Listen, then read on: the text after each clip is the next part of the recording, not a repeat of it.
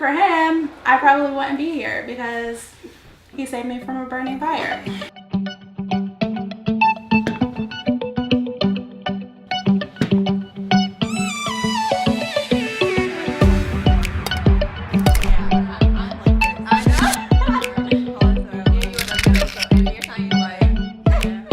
Introduce yourself. Well, I go by the name of Captain GROOVY.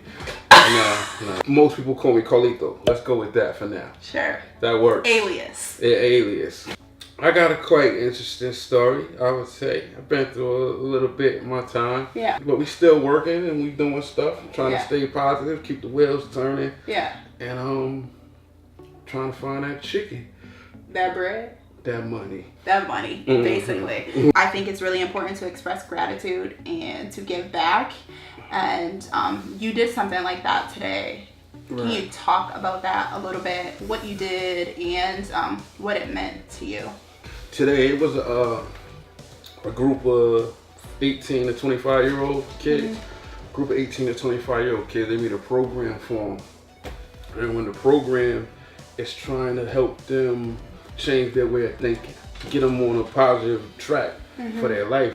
So they asked us, me, Sean, and Darkest, to go in and speak to them dudes, and I was more than happy to do it. It's always a little different when you talk to somebody that actually has been through it. Yeah. You know what I'm saying? Like, I have been through the things that they're going through. Right now. Yeah, right now. I don't like to weigh out people's problems, but to some people, they would say my problems were worse. Right. Some people would say what you were facing. Correct. I had 90 years in prison. Yeah. So Carlos, my cousin, Darkest, and their best friend went to a prison today to talk to some 18 to 25-year-olds about exactly what he said about, you know, thinking more positively, like having a proper perspective on life and realizing that their current situation doesn't have to be everything. I'm paraphrasing. He's very fortunate to be sitting here. To be sitting here right now. That's a large part of the reason why I wanted you on this couch. Because a few years ago, I don't know if we would have had this opportunity, and I'm so thankful for it. So just with that in mind, we both are parents, and we actually became parents like 5 days apart. Which was really awesome because I basically told him I was pregnant, and then he told me they were pregnant, and it was just a wonderful experience. And the other day, or maybe it was last week, he was snapping. He's always snapping his kids, or mostly him rapping in the car or singing like Keisha Cole or something, because that's how groovy he is. But life's good. Life's good. Life's good. So he was just snapping himself, and his children were in the background, and you said something along the lines of like full-time dad life. And it was really cute to me, but then it also made me just start to think about how the conversation is generally about deadbeat dads and dads who aren't there for their children. Right. And I don't think that dads who are doing a great job get enough love or credit. So I just want to sip on that a little bit. Like, I feel like on, you know, our channel, we talk a lot about motherhood and parenthood and relationships and self-care, but it's not just about that. I think this channel is about being able to have candid conversations about topics that matter, maybe topics that are taboo, especially in like the Black community, the urban community. Urban community or amongst minority groups. So let's just jump in with that. Like, you're a dad. Yeah, I'm about to be 40, and I got 2 little twins. It was amazing. It was amazing that I got to get that experience, to live that. It's a lot to be that responsible for somebody. Crazy. Like, I literally every day rack my brain with how to set up their future the right way. Yeah. So it's a lot of responsibility. It's like nothing I ever imagined. So, but at the same time, it's beautiful. It's beautiful to see people turn into their own little person. Yeah. You know what I'm saying? They turn their own little person every day, something new, especially right now. Yeah, it's so crazy. So I never really understood, like, not just men, because there's some women that do it too, but that don't really care for their kids properly. Yeah. I never understood it because it's like amazing little people that really at them beginning stages really need somebody, some help, some positive help actually. Right. And that's why I wanted to be an educator. And when I had the opportunity to go into early education, I said, you know what, I'm gonna do this. And I was lucky to get a position with 0 experience, and I worked in a school. It was short-lived for different reasons, but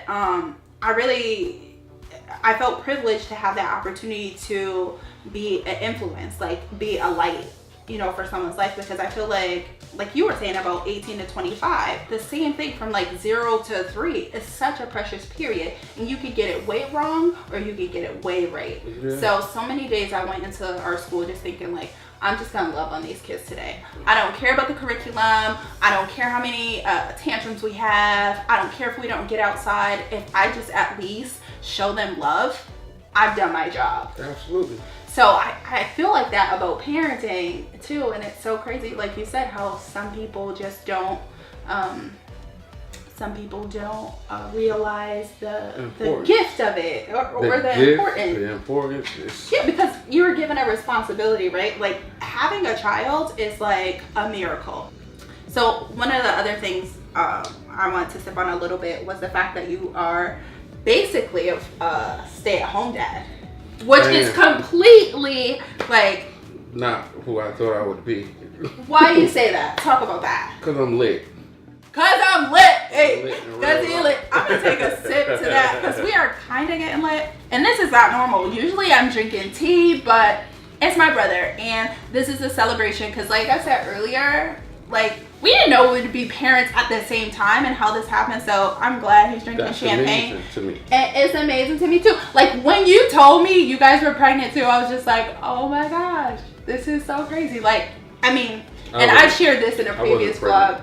You were, like, I feel like you were. But like, I wasn't pregnant. Your partner was pregnant. But that's not me. Okay. So you are lit and you are a stay-at-home dad. Your kids go to a sitter how many days a week? 3 days a week. 3 days a week. Our sitter has been, it's been real. She's been on vacation for 2 months. The sitter went on vacation. What? Yeah, so. Fired. Well, she's a good sitter. Yeah, I'm sorry. If you're watching, I apologize. I heard nothing but great things about you. Miss Connie, we love you. So it's been us pretty much. So it's been 7 days. 7 days, 3 meals a day, baths, naps, running around. Tantrums. Now they dump bottles out all over the place now. They taking their diapers off? All the time. It's time for a potty. It's time to start pottying. They climb up the stools now. In the kitchen? Yes, they can climb up the stools onto the aisle. They're like what, 36 inches? So that's interesting because we were just filming some new content, and one of the things that I was sipping on was gender roles, and it actually stemmed from a conversation that Mom and Tone had. He was using her bathroom and he was sitting down, and she said, boys don't sit down and use the bathroom. That's not true.